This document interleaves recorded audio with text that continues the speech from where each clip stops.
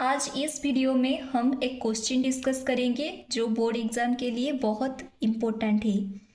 Question is prove that root 5 is a irrational number. At first let हम ये assume करके चलेंगे कि root 5 is a rational number. So हम लिखेंगे let us assume that root 5 be rational number. Rational number को हम p by q के टर्म में डिनोट कर सकते हैं।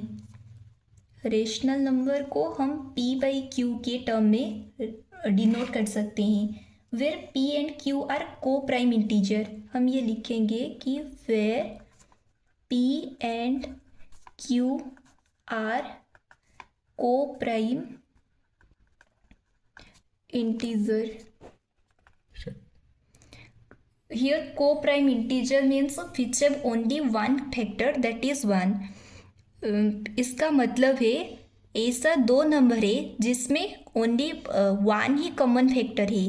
तो हम दो एग्जाम्पल लेके चलेंगे कि लेट अस एज्यूम 5 और 9।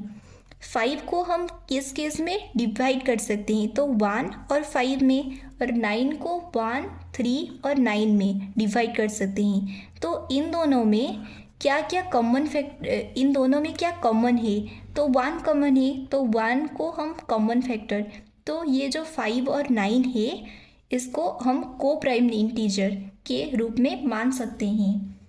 सो इसके बाद हम यहाँ पर रूट 5 को रेशनल नंबर की तरह ट्रीट किया है। तो root 5 equal to p by Q हम ये लिख सकते हैं। उसके बाद हम इसको दोनों तरफ स्क्वेयर करेंगे, स्क्वेयरिंग बोथ साइड्स। इसको दोनों तरफ स्क्वेयर करने के बाद हम ये जानेंगे कि रूट 5 होल स्क्वेयर इक्वल, इसका square equal to p by Q का होल स्क्वेयर। रूट 5 का स्क्वेयर 5 होता है, 5 equal to p square by Q square. उसके बाद ये क्यू स्क्वेयर यहाँ पर डिवाइड है, इसको हम 5 के पास लेंगे तो 5 Q square equal to p square होगा। अगर यहाँ पर 5 Q square equal to p square है, हम इसको इक्वेशन 1 लेकर मानेंगे। उसके बाद हम ये एज्यूम करेंगे, इससे ये पता चलता है कि 5 को हम p स्क्वेयर से डिवाइड करते हैं। 5 डिवाइड्स p स्क्वेयर। इसका मतलब है कि 5 p स्क्वेयर से डिवाइड हो सकता है। इसका मतलब है 5 p स्क्वेयर को डिवाइड कर सकता है, ऑल्सो 5 p को भी डिवाइड कर सकता है। 5 डिवाइड्स p। हम ये जानते हैं कि अगर एक नंबर इंटीजर के स्क्वेयर को डिवाइड कर सकता है तो वो नंबर वो इंटीजर को भी डिवाइड कर सकता है। उसके बाद हम ये एज्यूम करेंगे कि हम ये लिखेंगे late p equal to 5c। ये c यहाँ पर एक कांस्टेंट है। उसके बाद हम ये जो p स्क्वेयर है, p square equal to 5q square है, हम इसको यहाँ पर पुट करेंगे तो 5 whole square equal to 5q square.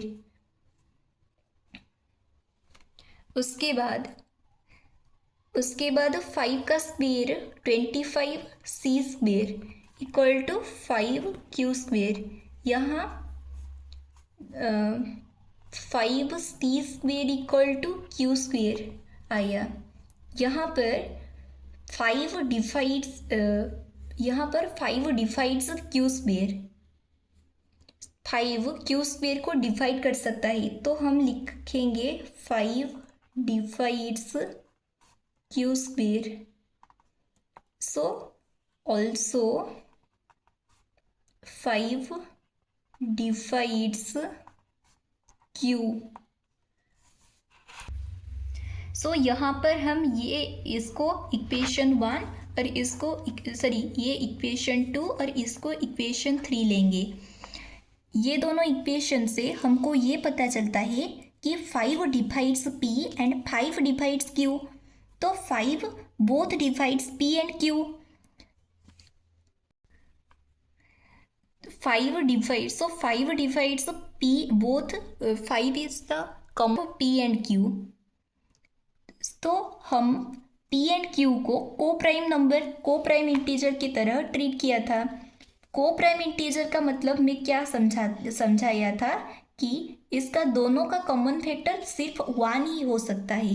तो इसका 5 आ रहा है, तो ये तो रेशनल नंबर नहीं हो सकता है ना। तो ये क्या होगा, ये इरेशनल नंबर होगा। तो यहाँ पर हम लिखेंगे we see that 5 is also a common factor of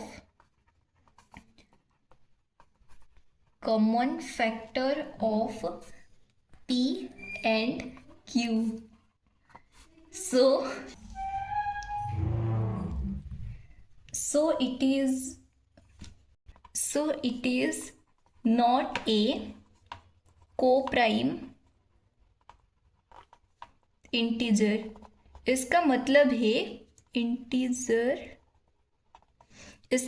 है ये जो 5 divides both p and q, 5 p and q दोनों का कोफैक्टर आ रहा है। तो यहाँ पर हम एज्यूम को प्राइम इंटीजर का मतलब है दोनों का कॉमन फैक्टर केवल 1 ही हो सकता है, बट यहाँ पर 5 आ रहा है, तो ये रेशनल नंबर नहीं हो सकता है, तो फिर इरेशनल नंबर ही है।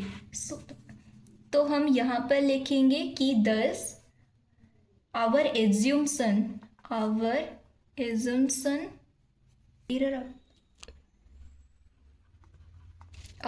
assumption is wrong that